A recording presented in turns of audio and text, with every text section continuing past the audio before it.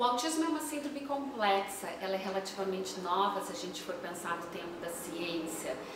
Se sabe muito pouco, nós como humanidade sabemos muito pouco sobre o funcionamento do cérebro, como os estímulos externos e internos impactam o nosso corpo, impactam as nossas emoções, mesmo pensando em todos os nossos neurotransmissores, em toda a nossa neuroquímica. O autismo é diagnosticado com base no atraso de desenvolvimento de 3 áreas, que é a comunicação, a interação social e os comportamentos repetitivos.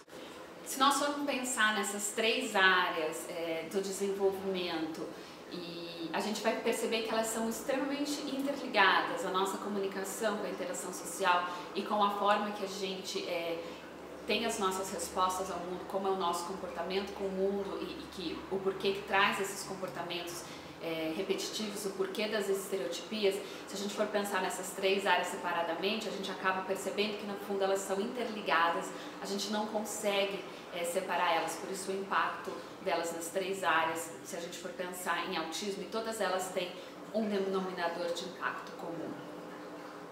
A comunicação é o compartilhamento de pensamentos e sentimentos. Se a gente for pensar na pessoa com autismo, a dificuldade dela de comunicação não necessariamente está na fala. Existem vários autistas que conseguem falar, são até bem eloquentes, têm uma fala até rebuscada, mas ainda tem a dificuldade da comunicação, porque comunicar vai muito além da fala. A fala é um pedacinho muito pequeno da nossa comunicação.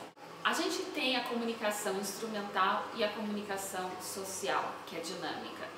Se a gente for pensar na comunicação instrumental, é aquela que eu uso a minha comunicação com o meio de satisfazer as minhas necessidades imediatas. Então, se eu quero pedir água, se eu quero pedir para ligar um determinado filme, se eu preciso do endereço e vou perguntar esse endereço para alguém. Essa é a comunicação instrumental. É a comunicação que a gente não usa para fazer essa troca de sentimentos, e sim somente para obter o que a gente quer, obter alguma informação.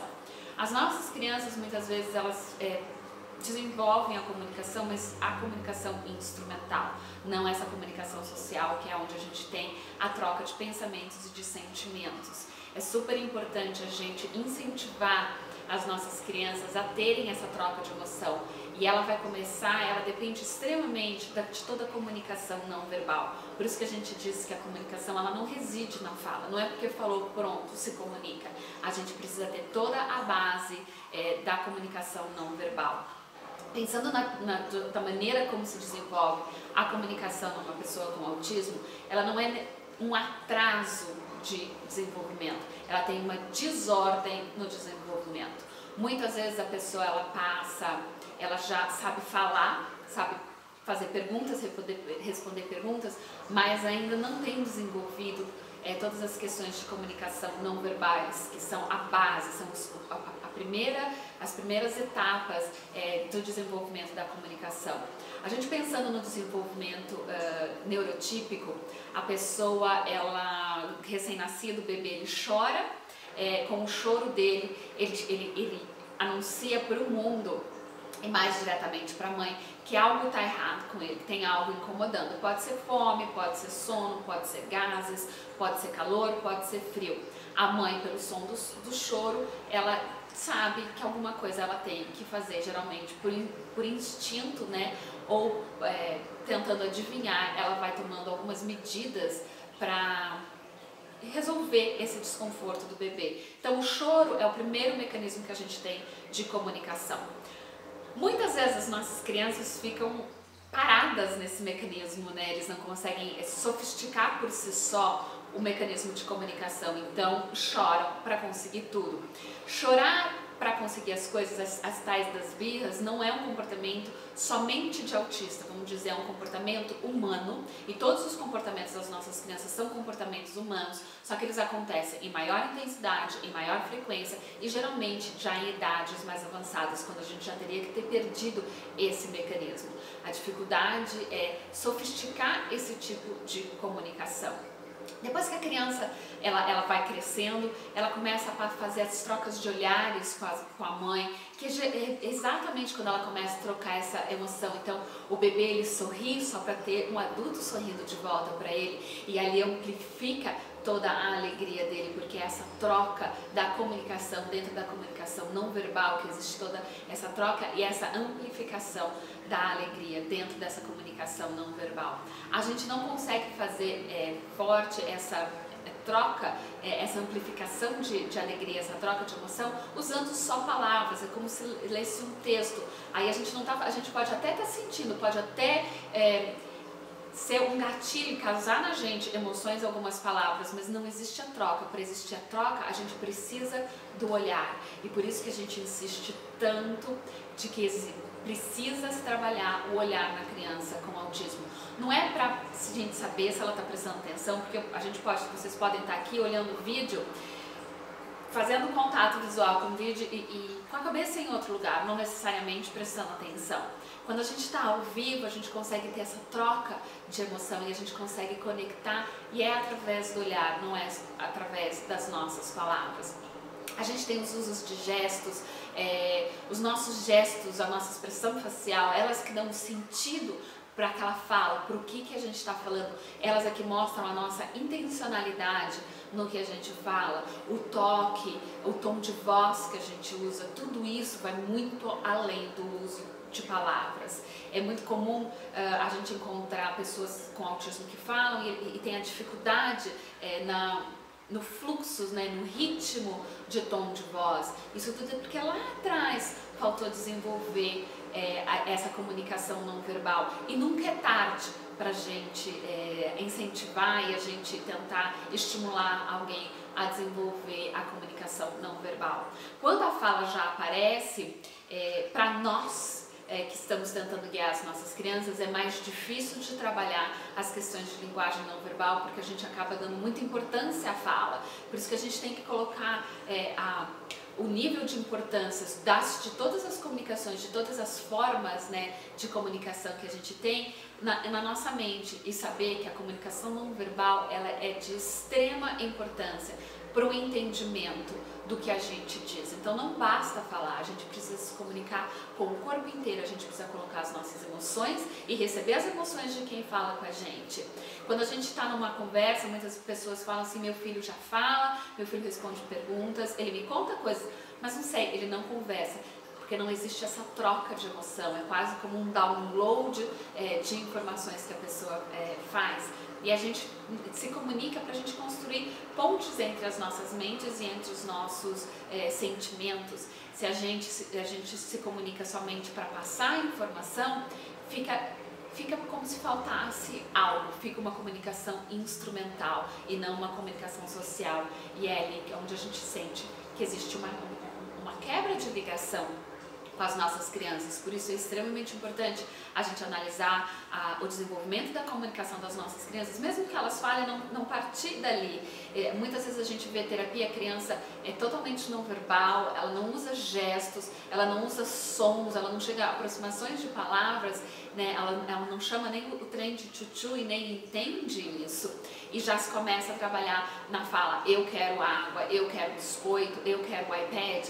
A gente está pulando todas as fases naturais do desenvolvimento da comunicação, que são a base do desenvolvimento para a interação social. Como eu falei, a gente vai percebendo como todas as áreas, dessas 3 áreas impactadas, na verdade, elas são interligadas. Então, se eu não conseguir desenvolver a minha comunicação não verbal, se eu não tiver um adulto que olhe para trás e que perceba que existem partes da minha comunicação, existe toda essa desordem no desenvolvimento da minha comunicação e existem partes que ainda precisam ser preenchidas antes da fala, eu vou ter uma dificuldade imensa em interação social, porque a interação social ela é feita também através do corpo, através das nossas expressões e através da nossa linguagem toda não verbal. É ali onde a gente vai trocar as nossas experiências, onde a gente vai viver experiências juntas nas nossas interações sociais.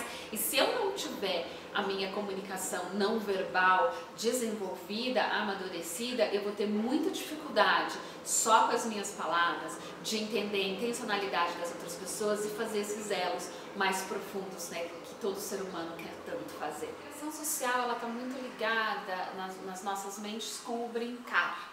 Né? Na primeira infância, se a gente brinca, a gente vai conseguir ter uma interação social. Então, muitas vezes a gente vê crianças sendo ensinadas por script a manusear brinquedos.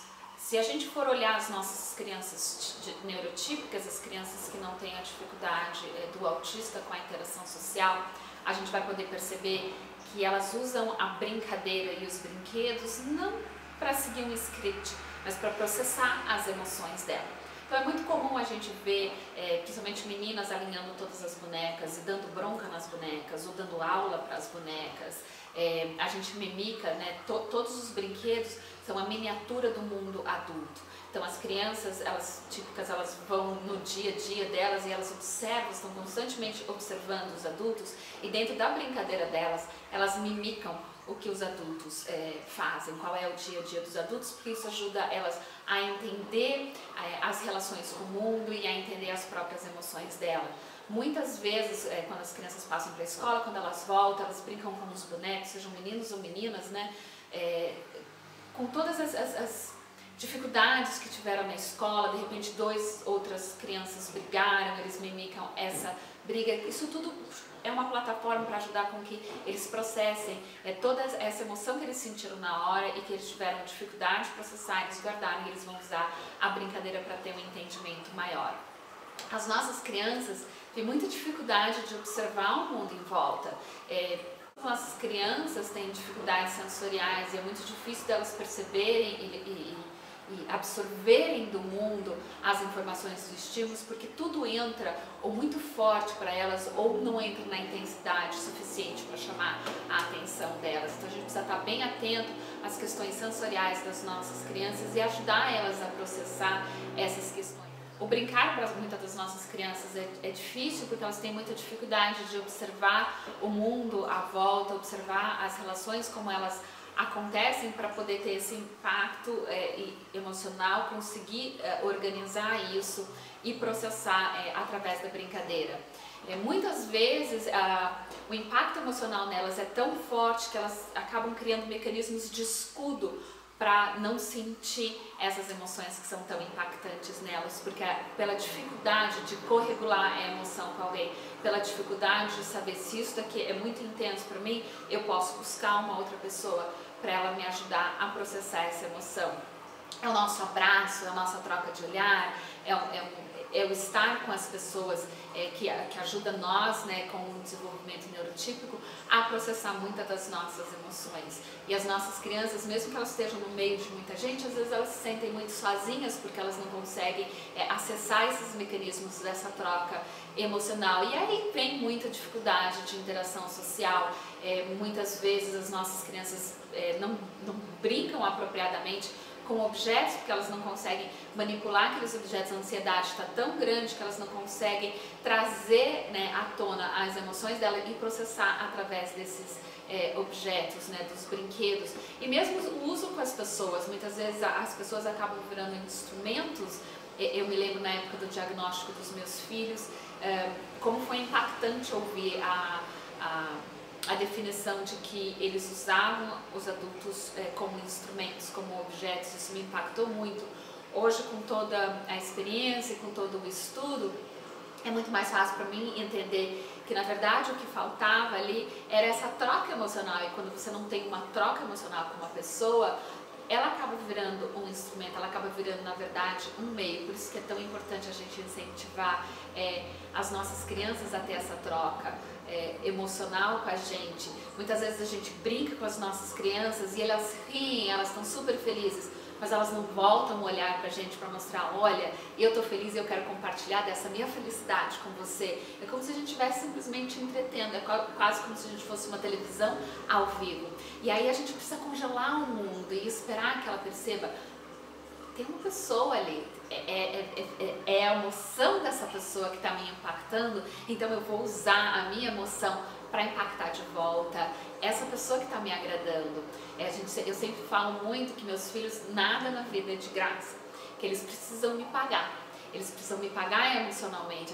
Pra gente continuar uma brincadeira, pra gente continuar se divertindo, eu preciso dessa troca, eu preciso desse pagamento emocional. Porque com esse pagamento emocional, ele nutre a minha emoção e eu tenho mais estímulo e mais motivação para interagir com eles.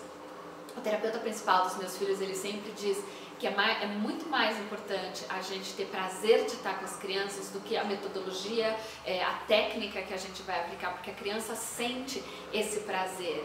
E quando a gente está numa brincadeira com a criança, quando a gente faz 1, 2, 3 vezes é divertido, 4, 5, 6, a gente já começa a achar chato. E aí tá na hora ou de mudar a brincadeira, ou de parar a brincadeira, ou de modificar, né, a brincadeira, de sofisticar ela um pouco, para a gente estar sempre com a emoção nutrida e trazer bastante essa troca, né, das nossas crianças, tem essa troca emocional, esse olhar, elas virem buscar a gente por querer mais da gente, mais da nossa emoção, e não virem buscar a gente simplesmente para ter o acesso ao iPad, para ter acesso à bolacha, para ter acesso ao refrigerante ou à água. Então e é muito gostoso quando a gente vê as nossas crianças pensando e tentando descobrir como é que elas vão impactar a nossa emoção de uma forma positiva. Uma coisa que eu tenho percebido muito ao longo dessa estrada, que a criança com autismo, né, a pessoa com autismo, ela acaba virando o centro da referência de todo mundo. Então, conforme, se ela quer, muitas vezes a gente lê relatos assim, eu queria ir a um parque, mas meu filho não quis, a gente não fez porque a criança não quis. Nós adultos temos que ser os guias das nossas crianças, e nós adultos temos que criar essa motivação, que as nossas crianças queiram aprender, que as nossas crianças queiram crescer, que as nossas crianças queiram amadurecer. Se a gente manter todo mundo dentro de uma zona de conforto, o cérebro não amplia e a vida fica chata, e a vida ficando chata, aparecem as estereotipias, que seria a nossa terceiro pilar, né, para o diagnóstico de autismo, que são os comportamentos repetitivos. A gente cria mecanismos, todos nós temos rituais, rituais não são daninhos ao nosso desenvolvimento se usados para circunstâncias e numa frequência saudável. É muito comum que a gente tenha ritual para acordar, o ritual para escovar os dentes, para tomar banho, ritual para várias coisas do nosso dia a dia, que são coisas que a gente chama de coisas mecânicas. A gente cria rituais, porque assim o nosso corpo vai e a gente não precisa usar energia mental para escovar os dentes, ou energia mental para fazer essas coisas instrumentais do cotidiano. O que acontece com as nossas crianças é que quando bate uma emoção nelas que elas não conseguem processar, seja ela alegria, seja ela tristeza, seja ela tédio, seja ela confusão, elas acabam criando esses movimentos repetitivos, esses comportamentos repetitivos, que pode ser o balançar do corpo, que pode ser o balançar da mão, que pode ser ao alinhar objetos ou girar objetos. Toda essa mesmice que se cria, ou então tocar em coisas antes de entrar numa sala de aula, todas essas mesmices criadas, elas são para regular uma ansiedade, para regular um tédio, para regular uma alegria, para regular uma emoção que está difícil delas regularem com uma outra pessoa, pela questão do autismo, está difícil delas regularem com essa corregulação. A criança típica entediada, ela vem buscar gente, ela vem conversar, ela faz alguma arte, ela faz alguma besteira até mesmo para chamar a atenção. Algumas das nossas crianças usam esses mecanismos também de fazer coisas não apropriadas para tentar chamar a atenção das pessoas, mas a partir do momento que elas chamam a atenção, elas não conseguem ter essa troca, então fica fazer coisas inapropriadas atrás de coisas inapropriadas só para buscar esses flashes de pessoas entrando na vida delas. Por isso que a gente precisa tanto ensinar para as nossas crianças como é que elas podem chamar a nossa atenção, como é que a gente pode ter essa troca de uma forma mais socialmente aceitável e mais saudável para o desenvolvimento delas, social e emocional.